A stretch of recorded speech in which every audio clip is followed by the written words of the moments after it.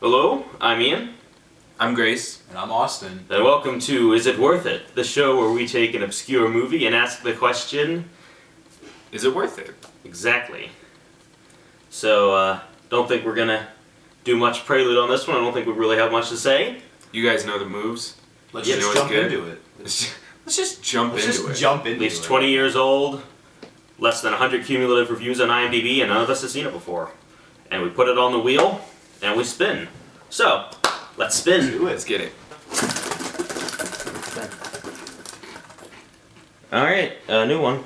Ooh, nice. So, it is The Field from 1990. Nice. That. Alright. This is our first movie from the 90s, huh? Nope, Space Owner Kid was from the 90s. Oh, okay. Wait, what?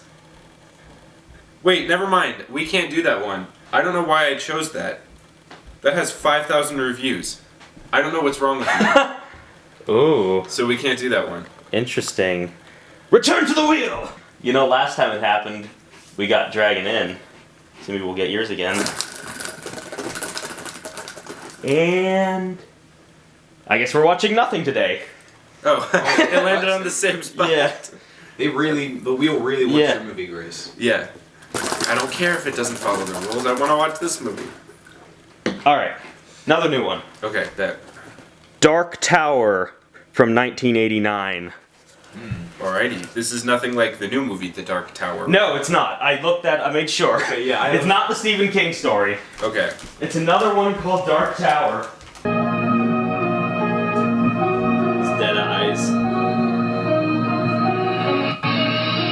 Is that the detective? Yeah. Yeah, it was. I have a few more questions. No. Got some scissors.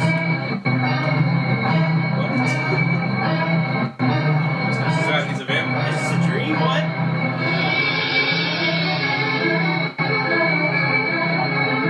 What is going on?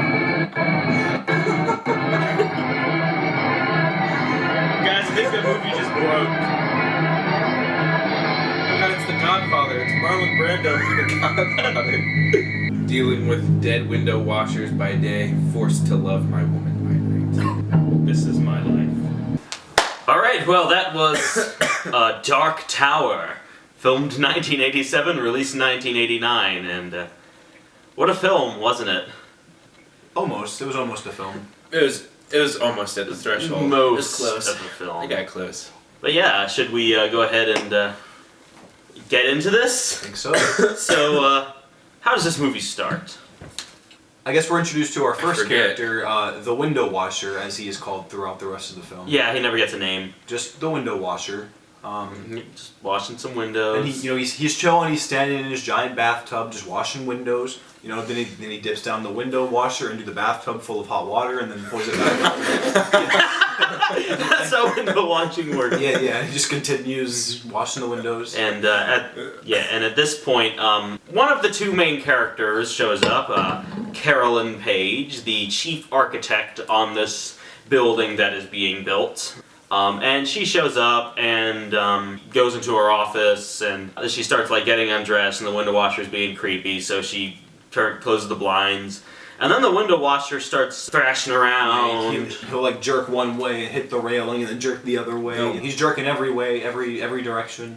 Then he unties the rope from around himself for some reason. I think because that's what whatever it is, totally not a ghost, was thrown him around by, and then he just gets thrown off and falls onto a top executive from the firm that Carolyn works for, and they both die. And that's when they call in the police. Maoist hero.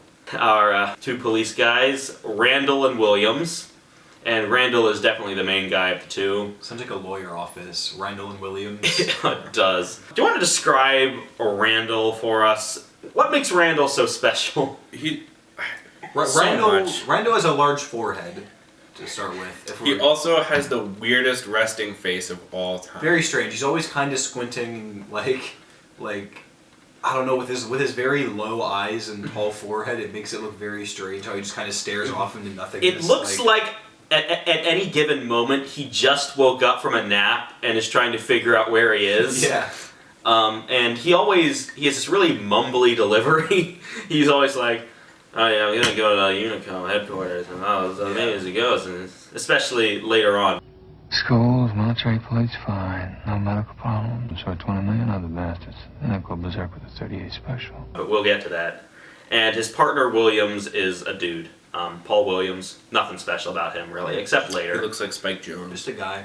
They're investigating the window washer's death, and they go talk to this guy named Joseph, who sounds like Andre the Giant. Randall.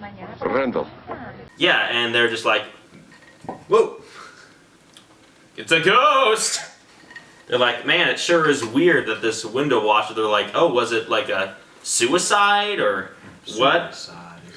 Oh, and this, also we should say that this took place in Spain, but we thought it took place in Italy. And it's very low quality video, and the audio skips a lot. And the audio sync was so off that we thought it was dubbed for the first 25 minutes of the movie. You mean when he couldn't smash his brains out of the window, he decided to jump? But after they talk to Joseph, then we cut to a security guard, right?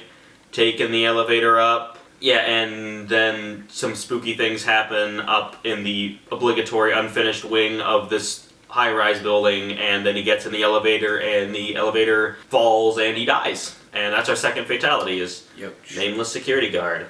And then I think at some point, Randall was like in the lobby, and he saw a ghost. Saw someone disappear. I forget so much of this already. I know, it's hard. It was a like, very forgettable movie. I would not remember this if I hadn't made an active effort to remember what was going on, although even I don't remember what happens next. Oh, and at some point, Randall had like this really creepy... weird dream about like having like lustful thoughts of Carolyn. Just like out of nowhere, kind of. Mm-hmm. Oh, yeah, and then Williams gets in the elevator, Randall's partner / associate, and then he gets in the elevator and we're like, oh, it's going to do the exact same scene it just did with the security card. But no, he gets out, and then did he like go insane or get possessed or something? And I think he got possessed. Yeah, and he just starts shooting a bunch of people and tries to kill Carolyn, but a security guard kills him first. And then Randall films his ASMR. Yeah, so Randall just like, he gets on the computer and he's looking at information. And it's a shot of his face and he's just sitting there silently. And then suddenly it's a shot of his computer. And he's talking, he's like mumbling very quietly about what he's looking at. And then it's a shot of him again. And he's just like totally silent. And it's a shot of his computer again, continuing the ASMR. The ravings of a madman. It truly is. And then he stands up. And then he stands up again. And And they're just like, man, it sure is weird that Williams, flipped his lid the way he did. Blah, blah, blah, blah, blah, blah, blah. And what happened next? At some point, Randall, what happens next? I don't know. At some point, Randall, comes up on Carolyn while she's, working alone after dark in the high-rise, but that doesn't really go anywhere. They point a gun at her and, what are you doing in here? Yeah. And then keeps the gun on her. Yeah. And then lets it go, and then stands uncomfortably close to her. And then attempts to grind on her arm. I think then we start getting a little bit of background on Carolyn's husband, Philip Page, who was a business executive who married her, but then she ended up being better than him, and then he supposedly got drunk and fell in the river and died. Oh no. A few years ago.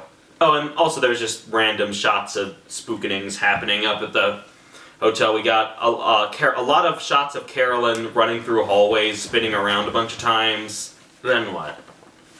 Do we meet the the parapsychologist, Not paraplegic. Dr. Max Gold, who is doing some clairvoyance testing with this girl, and Randall is there, and he is able to also, basically, the doctor has these cards, and he's just like, what number is this? And the girl will go 6 or whatever. And at the same time, Randall's in the other room saying what she's going to say before she says it. And we're like, oh, he's clairvoyant too. Also, it should be said that every time a scene cuts to another scene in this movie, You don't really know where you are. you don't know where you are, or like who the people you're looking at are, or sometimes what you're looking at. But also, it always feels like the scene you're cutting away from isn't quite done yet. It feels like you're just in the middle of the scene cutting to another one. Yes. It just makes it so difficult to watch. And every now and then they'll just like recut like the exact same clip that we just saw back to back, and it's really disconcerting. Yeah, at some point Randall does his ASMR again and is looking into Philip Page, the husband. And then he goes and talks to the other investigator again, right? At some restaurant. He did, yeah, he went to talk to Joseph. Randall! And he's just like, 3 occurrences, it can't be a coincidence, blah blah blah blah blah, you know. And it's like, I'm gonna go look into, I guess Max Gold or whatever. So this would have happened before he met the parapsychologist. It's really hard to remember. There's very little narrative flow in this movie. Stuff just kind of happens. And then Carolyn comes over to Randall's apartment, and Max Gold is there, and he's like, yo, we gotta help you. Like, yeah, we're here to help you. We're gonna go And then Carolyn's investigate angry. the building.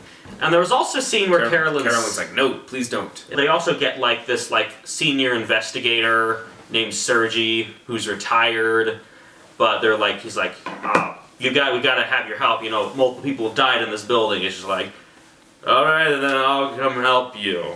He's just like this like vagrant-looking drunk guy. I don't know why they went, and I don't even know why he was in the movie. He didn't His do character anything. was very pointless. No, he literally comes in and dies. Immediately. He Like, doesn't that's help scary. them with anything.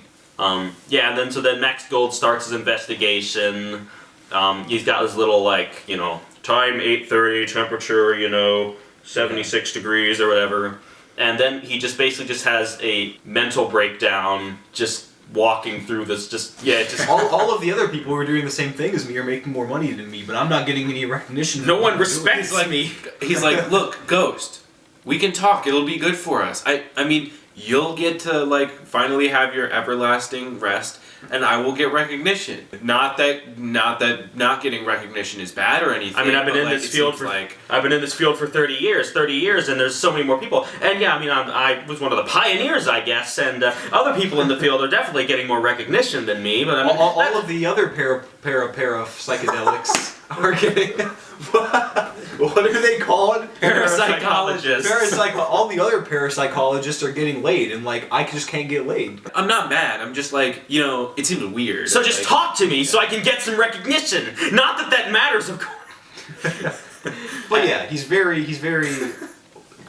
upset. Yeah, and then the ghost shoots like a piece of rebar out of a ventilation system. And he just sits there and goes like, I'm allergic to rebar. no, he just goes, I guess we won't talk today. And he just leaves, walks away. gets in the elevator, and the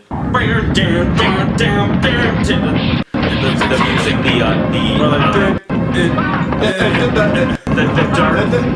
the dark ambient noise track starts going off. And he just they repeat the same shot of him freaking out in the elevator 2 or 3 times, and we're like, oh, he's dead, but he's not. He's fine. He's okay. And they bandage him up, and I think this is when they go get the other Sergi or whatever. And We need your help. We're assembling a very important team of very special individuals. it's actually League of Extraordinary Gentlemen. exactly. Yeah. So then they go to the house and they wander around. They go to the house and they wander around a little bit and nothing happens. Dramatic cut to Randall. I'm drowning! I'm drowning! Literally. And then someone pushes Max Payne. Not Max Payne. Max Payne. Max Gold. Someone pushes Max Gold into an electrical box, and he gets electrocuted, and the ghost shoots a piece of rebar into Sergi, killing him immediately, and Randall is sitting back, and if you're confused, it's okay. We had no idea what was going on either. We are also confused. It was like they cut out a scene or something like that. No, it really feels like they just cut out a middle part. Because it just cuts to Sergi being on the wall. They just cut out impaled. Yeah, it's And just him going, I'm drowning! it cuts. It just cuts from basically just Randall just walking through the building, Max Gold walking down some stairs. Also, no one ever takes the stairs. Like, everything bad happens in the elevator. No one takes the stairs. It's like, oh, guess we just gotta power through it. Yeah. Better hope the ghost doesn't strike. We will overcome. And you'd think at least Carolyn would stop, because one time she goes in and she sees the ghost of her husband in the full-body mirror staring back at her. One time, a ghostly hand grabs her and pulls her into the elevator. You'd think she'd stop taking the friggin' elevator! But no. I just really like elevators. Yeah, it's cool. I just don't want to walk so much. I can't let the ghost stop me from my passion. Of walking into elevators and taking them down to the... Yeah. But then This really gets me going. Randall's just like sitting, just doing his little stare. It's really hard to tell when he's perturbed, because he always looks slightly perturbed. He just... Cut to Carolyn admitting, yes, it was me that killed my husband. I pushed him down the elevator shaft or something and buried him in concrete. Blah, blah, blah, blah, blah. Cut back to Randall, except Randall is now a zombie. Randall hated that she said that so much that he just turned into an ogre. He's like, I really don't like that. And then his face came off and he turned into a zombie. Yeah, it actually occurred to me talking earlier in this review, that it might have had something to do with him being psychic.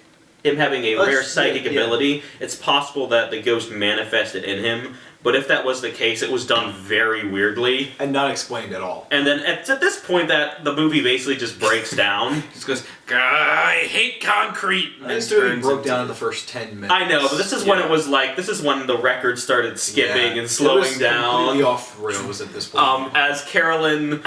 as swoopy cam follows Carolyn as she turns and spins down the hallway. The music is skipping in and out constantly the whole time. Being chased by a guy in a bargain bin zombie mask. Yeah. Very unsettling, very hard to watch. I would not call that unsettling. It was very crappy. Yeah. Yeah. And then she ends up next to a concrete wall. Unsettling more is like, it'll make me sick. Yeah. And the concrete wall explodes. And there's another zombie in there, except this one is purple. And it's her husband. And then he goes, zoop, and pulls her into the concrete. And then... Reverse footage. All the concrete goes back into the wall. And sealing her in there forever. So that is the death of Carolyn Page, our protagonist. Cut to, not the credits, them, Randall and some other lady burying Max Gold. The character who appeared halfway through the movie. Yes. And it was just like, he just didn't really do much. He was introduced as a parapsychedelic. Yep. Psychologist. Had a mental breakdown, got impaled and died. Well, he got electrocuted. Didn't he get impaled? Sergi that was impaled. Sergi No, they just left Sergi's body up there. They didn't care about Sergi. Poor Sergi. And then they're just like, so is Carolyn still missing? Yup. Well, let's not work at that building late at night. Ha ha ha ha! Walk to the airport. Not even the end. It just cuts on thanks to the city of Barcelona. And then stops. And then just the video stopped. And it was very sick, and it was something. It was a film. It was a film and a half. Yeah, that was... While I watched it. Like, Monsters Christmas was funny because it was weird. This was just bad. This just sucked. We did give Monsters Christmas a worth it, right? Oh yeah, but that was just crazy. I think you gave it a not worth it. You gave it a not worth it. I did, okay. But speaking of worth it and not worth it, Grace, so if you are trapped in a unfinished dark tower, you're being approached by who did you say the picture looked like? Ray Romano? No, yeah. You're being approached by the ghost of Ray Romano. And he says, Star of the Godfather. Help me so I can rest in peace. Tell me, is Dark Tower worth it? No. This movie's not worth it. It sucks. It hurts to watch. I don't know how I don't have a headache right now. Yes, I would agree. This movie is not worth it. This is probably the worst hour and a half I've spent up until now. So no, that's gonna make it a not worth it. I think that's gonna do it. Actually, I thought it was dumb. I did think there were enjoyable parts to it, but it just, as a whole, it was just so bad. It just doesn't redeem it. I think to me this was like the most useless movie we've watched so far. Yeah, if that makes any sense. There was like no plot in this. like even other movies that we gave not worth it. Like There was there something there. qualities. This one, it's gonna be hard to make references to in the future or gain anything from it because it's just so forgettable. There are actually a lot of weird similarities to Evil Heritage. Yeah, there were. Like elevator scenes. Yeah. But Evil Heritage, at the very least, had some semblance of like. It had Evil Heritage was at least semi-well made. But I don't know. I don't think I hated it as much as you did. Yeah. Because I definitely had more fun watching this than I did watching Terror Out of the Sky, Space Thunder Kids, maybe Dante's Inferno. Because this wasn't a really long movie. It was only like an hour and a half. Dante's Inferno was even shorter, and I feel like we were. Dante's Inferno was we tore that movie to shreds. Yeah, I just don't think there wasn't too much fun to be had. I like the mumbling. I liked Randall's Sure, I weird like facial that. expressions. Yeah. I also enjoyed just how crap it was. The crap quality helped. But yeah, I think a lot of it is because I consider myself a crappy movie connoisseur, and this had a lot of qualities that really fall right into that category. So I think I'm a little bit more of a target audience for this than either of you. But it's still definitely not worth it. Wasn't one of the legendary bad ones, and I don't think there's a whole lot more to say about it. Definitely, yeah, I think that about. Low quality in every way. That was a very bad movie that I would not recommend to anybody, and I would never watch again. Anyway, I've been Ian. I've been Grace. And I've been Austin. And this has been Is It Worth It? I was going to say it with you, and I didn't. And this has been Is It Worth It? Oh yeah, sorry. 2 thumbs down.